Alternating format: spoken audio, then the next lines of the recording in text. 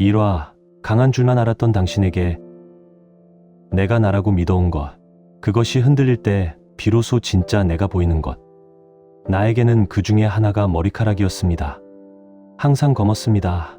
친구들이 부러워했고 나는 그것을 당연시 여겼습니다. 그런데 지금 돌아보면 그 검음이 단순히 젊음의 상징이 아니었습니다. 그것은 내 사고방식을 닮아 있었습니다. 흑백으로 나뉜 세계, 옳고 그름, 강함과 약함, 흔들리지 않음, 굳어있음. 검은 머리카락은 나의 경직된 사고 그 자체였습니다. 어느 날 거울 앞에서 흰머리가 보였습니다. 한 올이 아니라 여러 올이. 어느새 나는 말이 딱 맞는 속도로 조용히 늘어나 있었습니다. 그런데 이상했습니다. 싫지 않았습니다. 오히려 그 흰머리가 반가웠습니다. 그것은 상실이 아니었습니다. 그것은 내가 그토록 많은 것을 통과했다는 흔적이었습니다. 수많은 실패와 관계와 오해와 후회를 몸으로 겪으면서 더 이상 세상을 검고 희게만 보지 않게 된 자리, 굳어있던 것이 비로소 물처럼 흐르기 시작한 자리. 흰머리는 경직이 유연해진 증거였습니다. 경험이 지혜가 되었다는 신호였습니다. 오래전에 누군가 나를 원석이라 부른 적이 있었습니다. 이후 이 원석을 다듬었습니다. 그런데 다듬고 나서야 알았습니다. 원석도 다듬어진 보석도 내가 아니었다는 것을. 나는 고정된 형태가 아니라 지금 이 순간 빛을 발하는 그 행위 자체라는 것을. 검었을 때의 나는 원석의 힘에 집착했습니다. 휘어진 나는 빛을 발하는 순간에 존재합니다. 당신은 지금 어떤 머리카락을 하고 있나요? 그것이 색깔의 문제가 아니라는 것, 당신도 이미 알고 있을 것입니다. 내가 묻고 싶은 것은 이것입니다. 당신의 사고는 지금 검은가요? 휘어지고 있나요? 세상을 여전히 흑백으로만 보고 있나요? 아니면 그 사이에 수많은 결을 조금씩 받아들이고 있나요? 굳어있던 것이 녹는 데는 시간이 걸립니다. 그리고 그 시간은 결코 헛되지 않습니다. 흰머리가 부끄럽지 않은 날이 온다면 그것은 당신이 늙은 것이 아니라 드디어 깊어진 것입니다. 2화, 아직 자신이 무엇인지 모르는 당신에게. 누군가 당신에게 이런 말을 한 적 있나요? 당신은 원석이에요. 칭찬인 것 같기도 하고 묘하게 허전한 말입니다. 원석이라는 것은 결국 아직 덜 되었다는 뜻이기도 하니까요. 가능성이 있다는 말은 동시에 지금은 아니라는 말이기도 합니다. 나는 그 말을 2번 들었습니다. 두 사람에게서. 처음 들었을 때 기분이 묘했습니다. 내가 무의식적으로 생각했던 그 무엇을 건드린 것입니다. 원석이 나다. 아직 다듬지 않은 가능성. 그리고 다듬기 시작했습니다. 열심히 했습니다. 부딪히고 깎이고 다듬어졌습니다. 그런데 어느 순간 이상한 느낌이 들었습니다. 갈면 갈수록 원석이었던 나는 사라지고 있었습니다. 무엇인가 보기 좋은 것이 되어가고 있었지만 그것도 내가 아닌 것 같았습니다. 원석도 내가 아니고 그 다듬어진 것도 내가 아니었습니다. 그렇다면 나는 무엇인가? 한동안 이 질문이 무거웠습니다. 형태가 없다는 것이 불안했습니다. 원석이라는 정체성도 무엇인가 보기 좋게 되어야 된다는 목표도 내려놓으면 나는 어디에 있는 건지 붙잡을 것이 없다는 느낌. 그런데 무대에 섰을 때 알았습니다. 아무것도 증명하지 않아도 되는 그 순간, 그냥 지금 여기서 최선을 다하는 그 순간, 그때 무언가가 빛났습니다. 원석이어서도 아니고 그 다듬어진 보석이어서도 아니었습니다. 그냥 그 순간, 그 행위 자체가 나였습니다. 나는 명사가 아니라 동사였습니다. 당신은 지금 자신을 어떤 명사로 부르고 있나요? 아직 덜 된 사람, 한때 대단했던 사람, 무언가가 되어야 하는 사람. 우리는 끊임없이 자신에게 형태를 부여하려 합니다. 원석이거나 보석이거나 가능성이거나 완성이거나. 그런데 어쩌면 그 형태에 집착하는 동안 정작 빛을 발할 순간들을 흘려보내고 있는지 모릅니다. 원석이라는 말을 들었을 때 그것이 나라고 생각했던 것처럼 당신도 누군가의 한마디에 자신의 정체성을 기댄 적이 있을 것입니다. 그것은 나쁜 것이 아닙니다. 우리는 모두 그렇게 자신을 발견해 가니까요. 다만 이것만 기억해 주세요. 당신은 원석이 아닙니다. 보석도 아닙니다. 당신은 지금 이 순간 당신이 살아내고 있는 그 행위 자체입니다. 갈리는 중이어도 괜찮고 아직 형태가 없어도 괜찮습니다. 무대 위에서 빛나는 것은 형태가 아니라 존재입니다. 이것을 아는데 나는 꽤 오랜 시간이 걸렸습니다. 두 사람에게 원석이라는 말을 들은 뒤로도 한참이 지나서야, 그러나 알고 나면 더 이상 무언가가 되려고 애쓰는 것이 아니라 지금 여기서 그냥 존재하는 것이 조금 더 편안해집니다. 당신도 그랬으면 합니다. 형태에 집착하는 대신 지금 이 순간 빛을 발하는 쪽으로. 당신은 기억의 노예인가? 기억의 주인인가? 새벽에 깬 적 있나요? 아무 이유 없이.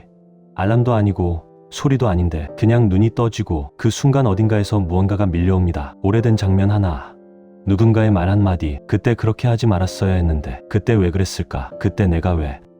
그 기억이 당신을 깨운 것입니다. 나도 그랬습니다. 기억이 한없이 무겁게 느껴지는 밤들이 있었습니다. 이미 지난 일인데, 이미 끝난 일인데 몸은 그것을 모르는 것처럼 반응했습니다. 심장이 빨라지고 호흡이 얕아지고 온몸이 그 기억 속의 시간으로 돌아가 있었습니다. 그러나 이 질문을 해야 합니다. 기억이 나인가? 아니면 기억이 나를 지나갈 때 그것을 알아차리는 것이 나인가? 이 질문에 어떻게 답하느냐에 따라 당신의 삶이 완전히 달라집니다. 기억이 당신이라고 믿는 순간 당신은 기억의 노예가 됩니다. 과거의 실패가 현재의 당신을 정의하고 오래된 상처가 지금의 선택을 지배합니다. 기억이 당신인 한 당신은 언제나 그때 그 자리에 있습니다. 그러나 생각해 보세요. 폭풍이 몰아칠 때 흔들리는 나무가 바람입니까? 아닙니다. 나무는 바람이 아닙니다. 나무는 바람을 온몸으로 맞으면서도 뿌리로 땅을 잡고 있습니다. 바람은 지나가는 것이고 나무는 그것을 통과하는 존재입니다. 기억은 바람입니다. 당신은 나무입니다. 그런데 우리는 종종 자신이 바람인 줄 압니다. 기억에 휩쓸리면서 그것이 나라고 믿습니다. 기억이 나를 덮칠 때 그것을 바라보는 더 깊은 내가 있습니다. 기억을 억누르지 마세요. 그렇다고 그 안에 눌러앉지도 마세요. 그냥 몸으로 흘러가게 하세요. 숨으로 통과시키세요. 느껴지면 느끼세요. 그리고 그것을 바라보는 당신이 있다는 것을 기억하세요. 기억에 끌려가는 당신이 아니라 기억을 지켜보는 당신. 이렇게 단련되는 것입니다. 한 번에 되는 것이 아닙니다. 어느 순간 또 밀려오고 또 흔들립니다. 그러나 그때마다 조금씩 달라집니다. 기억이 밀려오는 속도는 같아도 그것을 통과시키는 속도가 빨라집니다. 그것이 기억의 주인이 되는 법입니다. 당신이 겪은 것들은 사라지지 않습니다. 그것을 없던 일로 만들 수는 없습니다. 그러나 그것이 당신의 전부가 아니라 당신을 통과한 것들이라는 사실을 알게 되는 순간 기억은 더 이상 당신을 지배하지 못합니다. 무겁지만 가볍지만 그 가벼움에서 무거움을 다 버리지 않도록. 이 역설이 처음에는 이해가 안 될 수 있습니다. 나도 오래 걸렸습니다. 그런데 어느 날 몸이 먼저 알았습니다. 가벼워진다는 것이 있는 것이 아니라는 것을, 무거움을 안고도 걸을 수 있다는 것을. 당신이 새벽에 깨는 것은 약해서가 아닙니다. 당신이 많은 것을 통과했다는 증거입니다. 그리고 그것을 통과하고 있는 당신이 기억보다 더 크다는 증거입니다. 기억이 당신을 찾아올 때 이렇게 말해보세요. 나는 안다.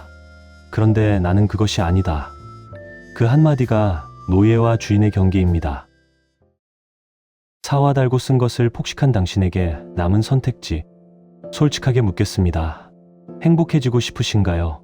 아마 그렇겠지요. 행복해지고 싶지 않은 사람이 어디 있겠습니까? 그런데 나는 오늘 당신에게 달콤한 말을 하지 않으려 합니다. 왜냐하면 당신은 이미 알고 있기 때문입니다. 행복이 그렇게 간단하지 않다는 것을. 당신은 이미 너무 많은 것을 먹었습니다. 원했든 원하지 않았든 달디달았던 것들, 사랑, 성공, 인정, 환희, 그리고 쓰디썼던 것들, 배신, 실패, 상실, 수치. 삶은 우리에게 묻지 않았습니다. 그냥 밀어넣었습니다. 우리는 그것을 소화할 준비가 되어 있든 아니든 이미 폭식한 뒤였습니다. 그리고 그것은 몸 안에 남았습니다. 지워지지 않습니다. 아무리 긍정적으로 생각하려 해도, 아무리 새로운 것으로 채우려 해도 그 맛들은 어딘가에 깊이 배어 있습니다. 새벽에 깨게 하고 좋은 날에도 문득 무겁게 하고 이유 없이 가슴을 누릅니다.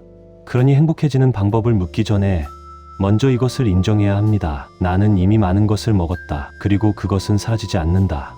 이것을 인정하는 순간 당신 앞에 선택지가 나타납니다. 딱 두 가지입니다. 하나, 그 무게에 눌려 질식하는 것. 그 무게를 부정하거나 반대로 그 안에 완전히 잠기거나 왜 나만 이렇게 힘드냐고 묻거나 다 내 잘못이라고 자책하거나 과거를 반복해서 곱씹으며 그 자리에 머무는 것. 많은 사람들이 이 선택을 합니다. 선택이라고 부르기도 민망할 만큼 자신도 모르는 사이에. 둘, 지금 이 순간의 호흡과 함께 그것을 통과시키는 것. 그리고 그것을 지혜로 바꾸어 누군가에게 전달하는 것. 빅터 프랭클은 나치 수용소에서 살아남았습니다. 그는 말했습니다. 인간에게서 모든 것을 빼앗을 수 있어도 단 하나 어떤 태도를 취할 것인가, 그것만은 빼앗을 수 없다고. 그는 극한의 고통 앞에서도 그 고통의 의미를 부여하는 것을 선택했습니다. 당신의 고통이 수용소만큼 크지 않을 수도 있습니다. 혹은 그것보다 더 클 수도 있습니다. 고통의 크기를 비교하는 것은 의미 없습니다. 중요한 것은 이것입니다. 당신이 겪은 것은 헛되지 않을 수 있습니다. 달디달았던 것들은 당신에게 기쁨의 순간성을 알게 했습니다. 쓰디썼던 것들은 당신에게 깊이를 주었습니다. 그 깊이는 편안하게 살아온 사람이 절대 가질 수 없는 것입니다. 그것이 지혜가 됩니다. 그리고 그 지혜는 지금 비슷한 고통 속에 있는 누군가에게 가장 큰 빛이 됩니다. 그러나 이것은 저절로 되지 않습니다. 통과시켜야 합니다. 억누르지 않고, 그렇다고 그 안에 빠지지도 않고, 이 순간의 숨과 함께 그것이 몸을 흘러가게 두어야 합니다. 그것이 3화에서 말했던 것입니다. 기억의 주인이 되는 것, 그것이 선택지 둘을 가능하게 하는 유일한 방법입니다. 질식하는 산과 전달하는 삶의 차이는 재능이 아닙니다. 환경도 아닙니다. 그 무게를 어떻게 다루느냐의 차이입니다. 당신이 폭식한 것들이 많을수록 당신이 전달할 수 있는 지혜도 깊습니다. 그것이 당신이 그 많은 것을 겪어온 이유일 수 있습니다. 오아, 당신은 왜 아직도 그때 거기 있는가? 두 종류의 사람이 있습니다. 과거의 실패 속에 갇힌 사람, 그리고 과거의 영광 속에 갇힌 사람. 겉으로는 정반대처럼 보입니다. 한 사람은 고개를 숙이고 한 사람은 고개를 치켜듭니다. 한 사람은 그때의 상처를 안고 살고 한 사람은 그때의 빛을 안고 삽니다. 그런데 이 둘은 사실 같은 감옥에 있습니다. 방향만 다를 뿐 둘 다 지금 여기에 없습니다. 당신은 어느 쪽인가요? 나는 그때 왜 그랬을까라고 새벽에 되뇌는 사람인가요? 아니면 나는 한때 저랬는데라고 지금의 자신을 바라보며 한숨 쉬는 사람인가요? 솔직히 말하면 우리는 대부분 이 둘을 동시에 합니다. 실패의 기억으로 자책하다가 성공의 기억으로 위로받으려 하다가 그 위로가 도리어 지금의 나를 더 초라하게 만들어 다시 자책으로 돌아오는 순환. 그 안에서 지금 이 순간은 조용히 사라집니다. 이것을 심리학에서는 반추적 사고라고 부릅니다. 같은 생각을 반복해서 씹는 것. 소화하려는 것이 아니라 그냥 씹는 것. 그것이 뇌를 지치게 하고 몸을 무겁게 하고 현재를 살지 못하게 합니다. 그런데 무서운 것은 이것이 의지의 문제가 아니라는 것입니다. 뇌는 미해결된 것에 자꾸 돌아가도록 설계되어 있습니다. 그래서 당신이 그때 거기 자꾸 돌아가는 것은 나약해서가 아닙니다. 그냥 인간이어서입니다. 그러나 인간이어서 어쩔 수 없다는 말을 하려는 것이 아닙니다. 과거의 실패에 갇힌 사람에게 말하고 싶습니다. 그때의 실패는 이미 지나갔습니다. 그것은 당신이 그 자리에 있었다는 증거이지 당신이 그 자리에 머물러야 한다는 뜻이 아닙니다. 당신은 그것을 겪었고 살아남았고 지금 여기 있습니다. 그것만으로도 이미 그때의 당신을 넘어섰습니다. 과거의 영광에 갇힌 사람에게도 말하고 싶습니다. 그때의 성공은 분명 당신의 것이었습니다. 그러나 그것이 지금의 당신을 판단하는 기준이 되는 순간 그 성공은 당신을 빛나게 하는 것이 아니라 짓누르는 것이 됩니다. 가장 위험한 기억은 실패의 기억이 아니라 성공의 기억일 수 있습니다. 실패는 우리를 주저앉히지만 성공은 우리를 그 자리에 못 박습니다. 둘 다 같은 말입니다. 지금의 나는 충분하지 않다는 말. 후회가 당신을 통과하게 하세요. 붙잡지 마세요. 성공의 기억도 내려놓으세요. 그 기억이 클수록 지금의 작은 나를 더 초라하게 만들 뿐입니다. 지금의 작은 성공이 전부입니다. 오늘 버텨낸 것, 오늘 한 걸음 뗀 것, 오늘 누군가에게 솔직했던 것, 오늘 무너지려다 간신히 잡은 것, 그것이 전부입니다. 그것이 지금의 당신입니다. 그리고 그것은 결코 작지 않습니다. 그때의 기억은 이미 지나갔습니다.